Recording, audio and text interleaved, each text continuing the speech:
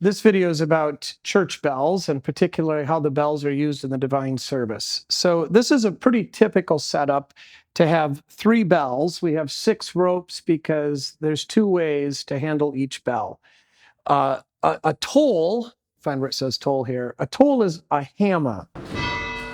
So there's a spring-loaded hammer that just strikes the bell. You just get 1 ring, and that's called a toll. And then the second rope on the same bell makes the bell swing, and then you'll hear it ringing.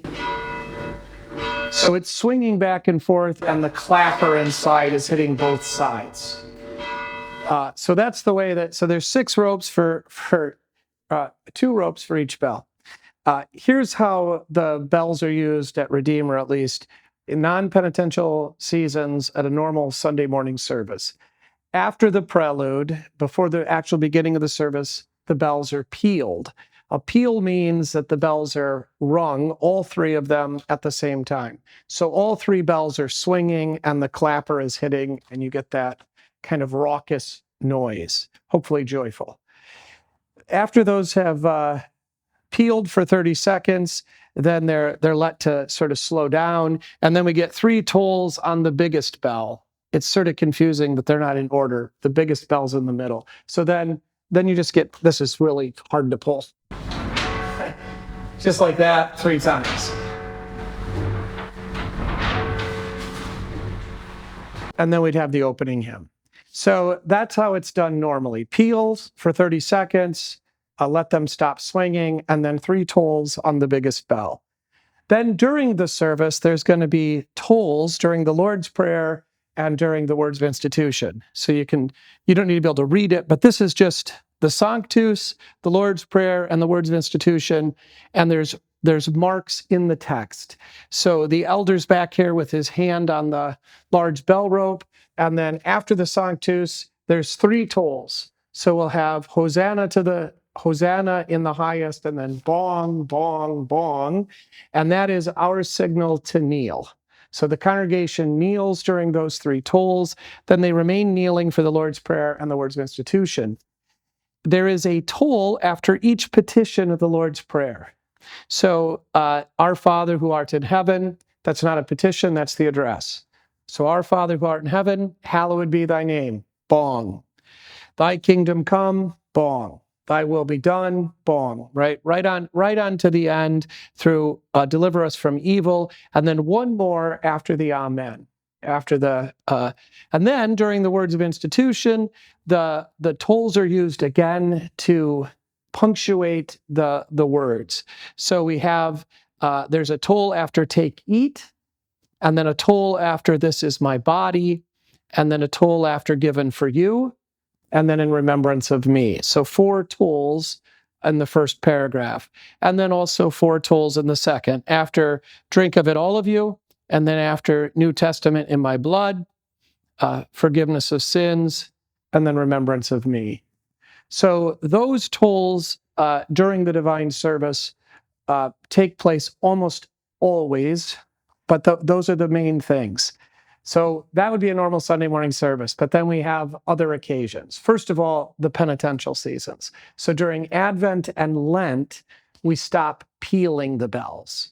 So we would still have at the beginning of the service only the 3 tolls, and then we'd have the tolls during the Lord's Prayer and words of institution, except for one other exception, for the Te Deum.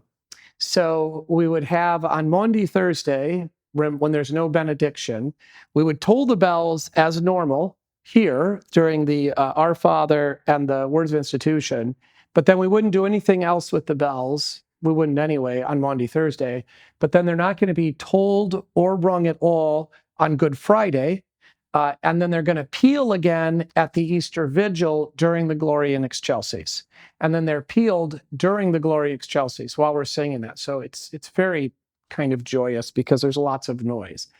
And one other exception on Good Friday, we do toll the bell 33 times at the Passion. So during the reading of the Passion of St. John, we will toll the bell 33 times after, I can't remember what the exact words are, but basically he dies. And then we genuflect and the congregation kneels, and there's 33 tolls. And we do that every time the Passion. So we do that on Palm Sunday at the Passion. We do that on Tuesday and Wednesday or whatever days it is the week when we have the other Passions. So that's the penitential seasons. And then the other stuff that goes on, sorry, I got my notes here. On Christmas Eve, like the Easter Vigil, we toll the bells during the Gloria in Excelsis. Again, peal the bells during the Gloria in Excelsis. So there's kind of lots of noise because that's coming back for the first time on Christmas Eve, just like it comes back at the Easter Vigil. Local custom here, we sing Joy to the World as the procession out, and the bells are pealed again for Joy to the World on the way out. And that local custom and ceremony actually comes from weddings, because that's similar to what we do at weddings. At weddings, the bells are tolled like as a prayer office, but we peal the bells for the bridal procession out. And so the Joy to the World kind of mirrors that. Prayer offices we treat the bells like it's a penitential season. So prayer offices are announced without appeal, but with 3 tolls, and then tolls during the Lord's Prayer. So we'll do the same thing at a wedding. Three tolls at the beginning, the tolls during the Lord's Prayer, but then peal them on the way out. And the last thing then is funerals. So for funerals, we follow this custom of tolling the bell for every year of life that the person lived. So if the person's 99 years old, the elder has to figure out, he has to do the math. He's going to toll the bell once every 10 seconds. So he just has to figure out how many minutes that's going to take. And he just does the math, and he comes back here with, and this is what they do. I've seen them do it. They just stand here like this, and every 10 seconds, they give this a pull, and they time it so it's going to end right at the hour. Now, there's the possibility that it ends at the hour and we're not ready, but that's how they try to do it. And that again kind of mirrors then the idea at the Passion, right? It sort of ties the person's life to that. Thank God I've never had to do this here at Redeemer, but we never toll the bell less than 7 times. So if we have to bury a child that lived less than 7 years, we still go 7. And then we would toll the bell during the funeral at the Lord's Prayer. So, and then finally for the funerals, we toll the bell as the procession goes out. So we don't peal it like at a funeral, but we don't count the number. It just as long as it takes. So the people actually here exit, and the body exits through the bell tower here to the coach.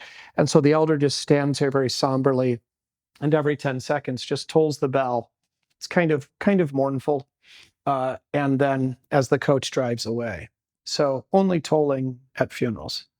And that is, I think, all of the ways that we use the bells here, and the way that we try to use them to distinguish between seasons and also mark those liturgical events.